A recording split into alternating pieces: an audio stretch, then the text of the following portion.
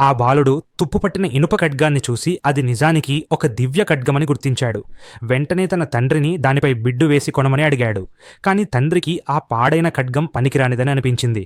ఎవరూ ఈ తుప్పు ఖడ్గాన్ని కొనరని అతను నమ్మాడు. అక్కడున్న వాళ్ళందరూ కూడా తండ్రి మాటలకే మద్దతిచ్చారు. పిచ్చివాడు తప్ప ఇంకెవ్వరూ దీన్ని కొనరని అన్నారు. ఆ సమయంలో బాలుడు తండ్రి చేతిని లాగి ధరను గట్టిగా చెప్పాడు. అందరూ ఆశ్చర్యపోయారు. వేలంపాట నిర్వాహకుడు ఇంకెవరైనా ధర పెడతారా అని అడిగాడు. కాని ఎవ్వరూ చెయ్యెత్తలేదు. చివరికి వారు ఆ ఖడ్గాన్ని $50,000లకు కొనేశారు. తండ్రి చాలా కోపంగా ఖడ్గాన్ని తీసుకున్నాడు. కాని బాలుడు మాత్రం చాలా సంతోషించాడు. త్వరలోనే మనం చాలా ధనవంతులమవుతామని తండ్రితో చెప్పాడు. అంతలో రెండో వస్తువు వేలం మొదలైంది.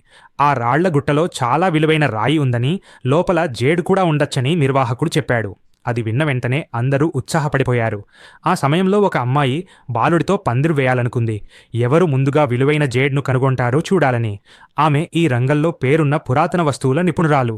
బాలుడు ధైర్యంగా అంగీకరించాడు. ఇద్దరూ రాళ్లగుట్ట దగ్గరకు వెళ్లారు. అమ్మాయి ఒక రాయిని పరిశీలించబోతుండగానే ఆమె తండ్రి ఆ రాయిని లాక్కున్నాడు. లైట్తో జాగ్రత్తగా పరీక్షించి లోపల నీలమణులుండొచ్చని ఉత్సాహంగా చెప్పాడు. అమ్మాయి కూడా సంతృప్తి చెందింది. వెంటనే అదే రాయిని ఎంచుకుంది. కాని బాలుడు ఆ రాయిలో ఏమీ లేదని చెప్పాడు. అయినా అమ్మాయి తండ్రి పూర్తి నమ్మకంతో ఉన్నాడు. బాలుడు తన ఎక్స్రే చూపు శక్తితో మరో రాయిని పరిశీలించాడు.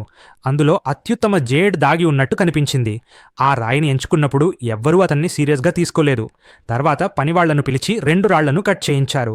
ముందుగా అమ్మాయి రాయిని కట్ చేయగా నిజంగానే లోపల జేడ్ కనిపించింది. అందరూ ఆనందపడుతుండగా పనివాడు మాట మధ్యలో ఆపాడు. జేడ్ ఆ చిన్న భాగంలో మాత్రమే ఉందని, మిగతా భాగాల్లో ఏమీ లేదని చెప్పాడు. దీంతో వాళ్లు నిరాశ చెందారు. కాని ఆ కొద్దిపాటి జేడ్తోనే తాను గెలుస్తానని అమ్మాయి అనుకుంది. అప్పుడే బాలుడు తనకొన్న ఖడ్గాన్ని తీసుకుని తన రాయిని గట్టిగా చీల్చాడు. ఆ రాయి నుంచి ఆకుపచ్చ వెలుగు వెలువడింది. అది అత్యుత్తమ ఇంపీరియల్ గ్రీన్ జేడ్ అని అందరికీ అర్థమైంది. 1 గ్రాము విలువే కనీసం $10 లక్షల.